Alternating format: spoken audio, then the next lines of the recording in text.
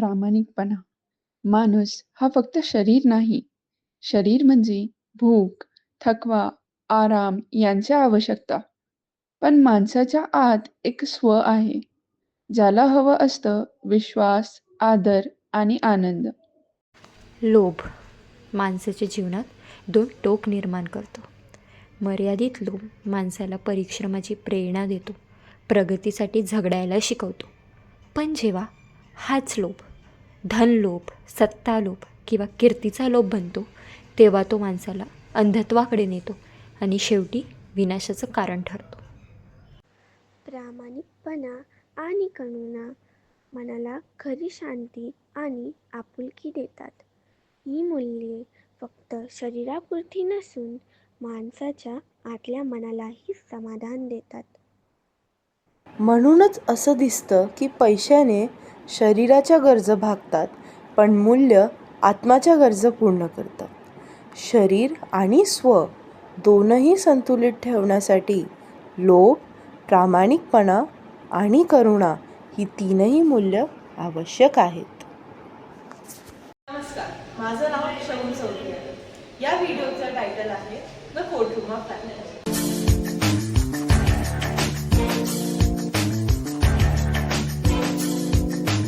या व्हिडिओमध्ये मी एक जजचा रोल प्ले केलेला आहे आणि मी 3 लोकांचे पक्ष ऐकत आहे.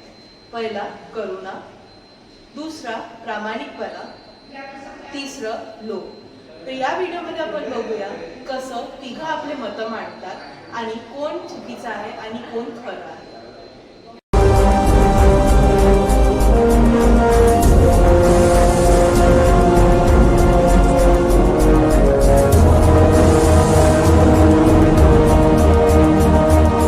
आजचा दादाचा फार काही वेगळंच आहे.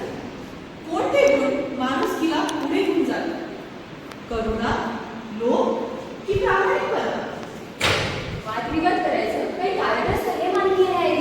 मी लोभ माझ्यामुळे हे जग रोज सकाळी लवकर उठतो, त्याच्या कामाला जात पैसा कमवतो. पण मी नसतो तर ही खिल्ली ह्या जगात कधी पेटलीच नसती ना. खिल्ली ही समाजाला पेटवणारी आग. मी प्रामाणिकपणा, मी नसतो तर विश्वास कुठून आला असता. लोभ तुझ्यामुळे लोक श्रीमंत होऊ शकतात, पण जर प्रामाणिकपणा नसेल तर त्यांचं साम्राज्य वाळूसारखं कोसळेल. अगं राहूच दे, प्रामाणिकपणावर कोणी नाही जगू शकत. त्यांना जगायला हा पैसा लागतोच. लोकांना 2 वेळेस खायला देखील हा पैसा जरुरी असतोच ना.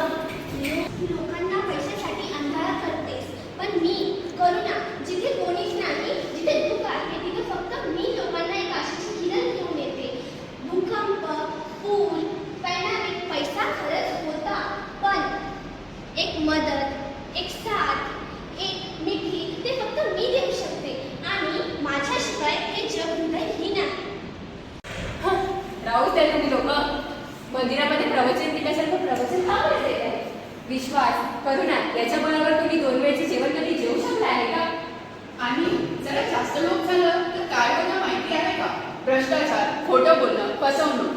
लोकांना फसवून त्यांच्या विश्वासाचा गैरफायदा घेणं, अगदी युद्धही याच कारणामुळे भेटतात. थोडंसं लाभ मिळवण्यासाठी तुम्ही हजारोंचं आयुष्य उद्ध्वस्त करत आहे. तू लोकांना माणुसकी आणि दयाळूपणा विसरायला लावतेस.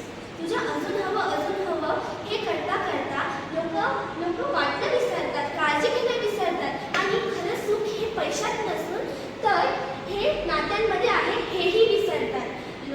माणूस हा पैशाने खिसे नक्की भरू शकतो, पण मन मात्र रिकामच राहील त्यांचं आणि माझ्याशिवाय माझ्या वाचून यशही एकटं वाटतं. या न्यायालयाने तिघ पक्षांचे मतं ऐकली. तर आता अंतिम निर्णय उद्या घेण्यात येणार. The court is adjourned for now.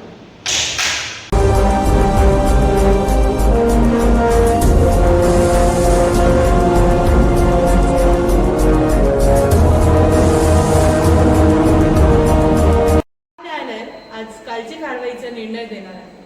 त्याआधी कोणाला आपले काही मतं मांडायचे असेल तर मांडा. तर माननीय न्यायाधीश, माझं असं मत आहे की पैशाने देखील एक दान होऊ शकते. तर आज या न्यायालयात मी पण एक दान करू इच्छिते. तर आज माझ्या बाजूने हे न्याय भेटायला ही एक दान करायची इच्छा. विचार तर छान आहे, पण न्यायमूर्ती साहेबा, हे तर सरळ सरळ लाचखोरी आहे. पैशाने निर्णय बदलले जात आहेत, नियम मोडले जात आहेत, लोकांचा विश्वास तुटतोय आणि न्यायाचा पाय घालतोय. हे जर आज थांबवलं नाही तर उद्या सत्यावर कोणालाच विश्वास राहणार नाही. न्यायाधीश, आज जर पैशाने न्याय विकला गेला तर सत्यावर कोणाचा विश्वास राहणार नाही, न्यायावर कोणाचा विश्वास राहणार नाही, न्यायालयावरतीही कोणाचा विश्वास राहणार नाही आणि लोकांचा विश्वास हा पूर्णपणे तुटून जाईल.